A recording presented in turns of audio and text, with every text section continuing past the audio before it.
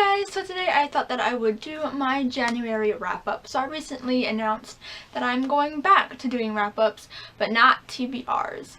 So I'm only going to do wrap-ups when I have books to talk about.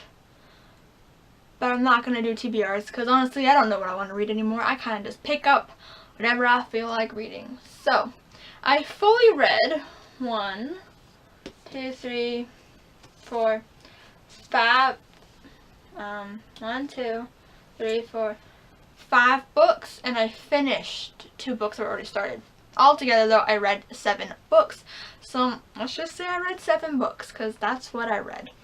So the first book that I read was Furthermore by Tahara Mafi.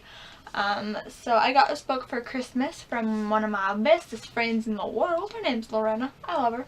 But she got me this book for Christmas, and I'm so grateful that she got it for me. I really, really enjoyed it.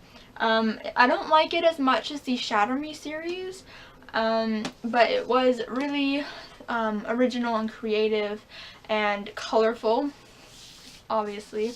And I love the concept of it. It's about this girl named Alice, and she was born in the town of Farronwood. And in the town of Farronwood, everyone is colorful, everything is colorful, magic is color, basically. And she is colorless. And so everybody just assumes that she has no magic, that she's not important. And her father goes missing. He goes away one day and does not come back.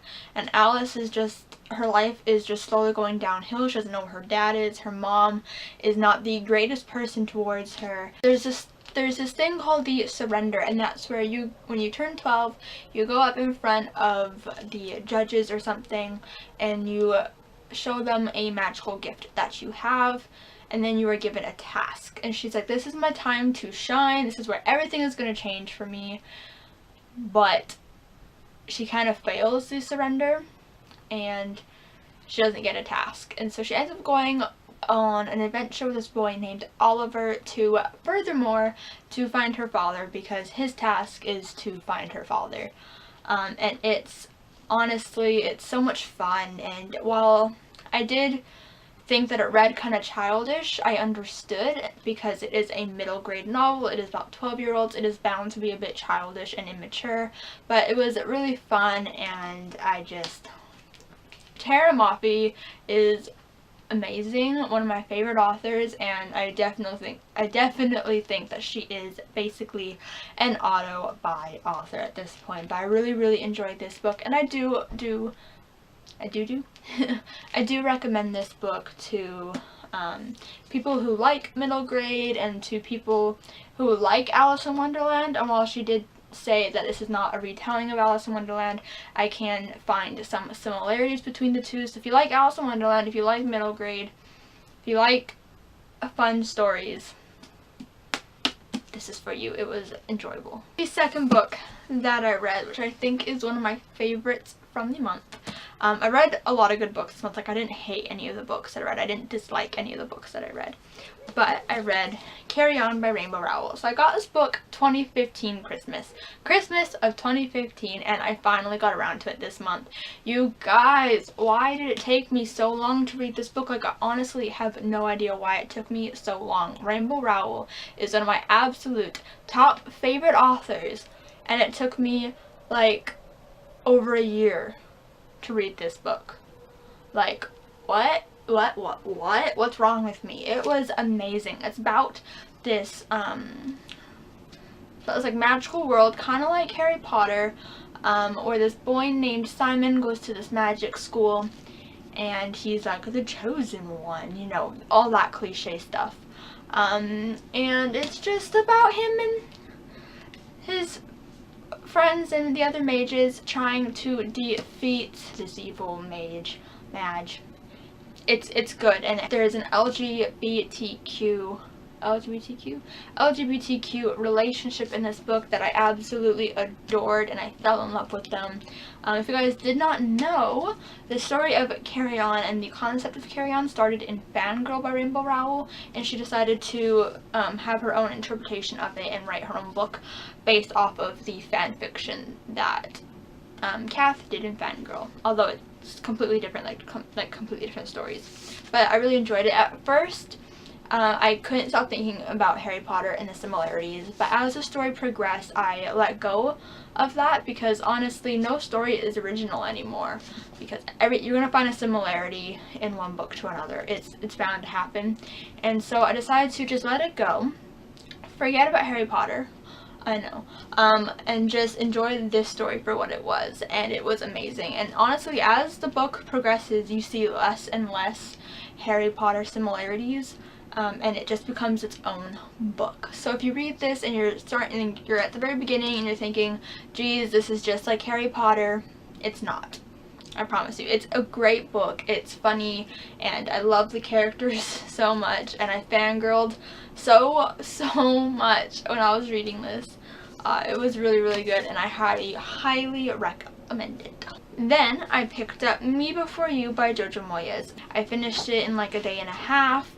It was fantastic. I love it so much. If you do not know what this book is about, it's about this girl named Louisa, and she just lost her job due to a bakery she worked at was closing down. So she lost her job, and she basically supports her family financially, and so she needed to find another job, and the only job she could find was a caretaker for a quadriplegic. I'm sorry if I'm saying it wrong. I think it's quadriplegic. I don't know. Basically where you don't have any feeling or use in your like arms and like legs and torso, I think. And so she becomes a caretaker for this quadriplegic named Will Traynor. And I love me some Will Traynor, not only because he's played by Sam Claflin, but he's just amazing, and I absolutely adored this book. I know that there's some controversy around it, but I really enjoyed it. Yeah, I just really like this book. So then I read The Reptile Room by Lemony Snicket. This is the second book in the Series of Unfortunate Events series.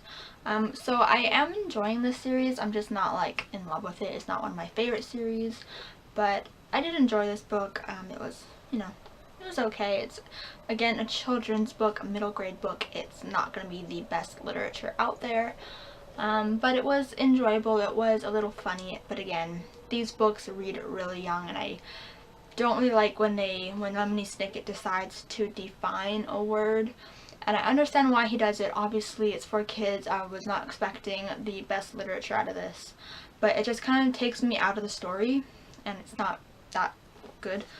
But besides that, it's a really enjoyable story, and I like the characters. If you guys didn't know what the story is about, the series is about, it's about these three children, the Baudelaire children. There's Violet, Klaus, and Sunny, and their parents die in an accident in a fire, I think, and they're being shipped from relative to relative, and about all of their bad luck. So I read the second book, and I also read the third book. So I'm kind of currently reading the fourth book so that I can watch the TV show. But yes, I read both of these this month. And then I read History Is All You Left Me by Adam Silvera. This book messed me up. Oh my god. So I did a video called As I Read, and it was basically where I vlogged my experience of reading this book. So if you guys have read this book and you want to know more about my thoughts, go check down that video.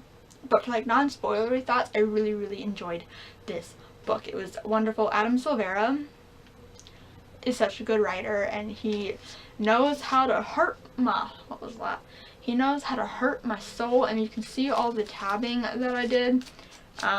It was really good. It's about this boy named Griffin, and his boyfriend Theo and him break up, and Theo moves away for university, which caused the breakup, and he meets this new guy named Jackson, and they end up going out, and you know, Griffin is trying to move on from Theo, and then Theo dies,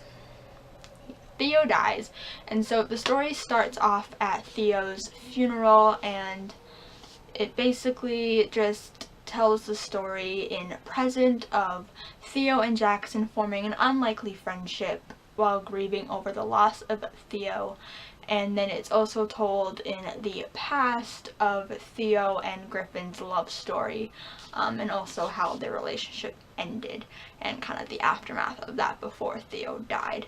And I really enjoyed it. I loved the characters, I loved the story. It was heartbreaking and beautiful.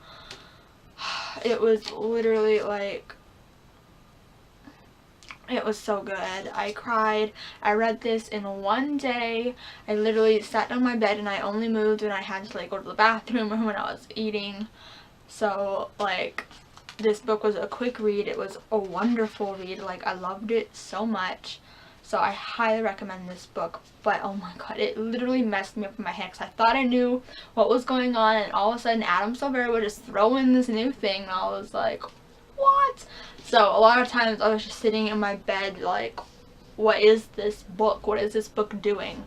But it was really, really enjoyable and I highly recommend it, and I could not wait to pick up his other book, More Happy Than Not. And finally, I read A Court of Mist and Fury by Sarah J. Maas. Or more so, I finished Asimov. So I started this in like August or September, and it's not that I wasn't enjoying it, I decided to put it down because I just wasn't in the reading mood, and so I decided that since I was back in the reading mood, I would pick it up and finish it, and oh my god, I am so glad that I did. This book changed like all of my views and all the things that I loved from A Court of Thorns and Roses. I loved Tamlin in the first book, as I know a lot of people did. I hated him in this book. I like started to dislike him in like this much the book, like the first 3/4 of the book. I just didn't love him anymore. I disliked him. In this last quarter of the book, I grew to hate him so much, which makes me kind of upset because I did love him so much. But now I love Rhysand, and he's my bae. Rhysand is great, and I can definitely see why people loved this book so much and why it was everybody's favorite. I can't really form a true opinion as to whether, like, I could never say this is my favorite book of all time or like my favorite book of the year. Like at the end of the year, I can't see myself saying that. Not because I didn't enjoy it, but because it took me so long to read that I feel like I didn't get the full impact of it, because I would read like 50 pages and I would stop reading it for like a month, and you know, I read it very sporadically, and so I feel like I didn't get the full impact. So definitely one day I will reread this book and it will be amazing, and I know that I will love it to death. And I did love it. I loved the second half so much. It was so interesting. I love the new characters way more than I loved the ones from ACOTAR. I highly recommend this series in any Sarah J. Maas book. So yeah, that was my January wrap up. Thank you guys for watching. Give this video a thumbs up if you enjoyed it. Comment down below what you guys read this month, because I'd be really interested to know what you guys read. Tell me if you guys have read any of these books and what you thought of them. And yeah, subscribe if you guys want to see more videos from me. I'm going to be doing a Q&A soon for reaching 200 subscribers, so definitely keep an eye out for that. You can still ask me questions on my Instagram, on my Twitter, and on my YouTube. I have a Q&A announcement video that I just posted not that long ago, so you guys can go check that out and ask me questions there. And yeah, I'll be doing a Q&A hopefully within the next week or so. I'm really busy with school, so I don't really know when I'm going to get around to it. But yeah, so thank you guys for watching. I'll see you guys next time.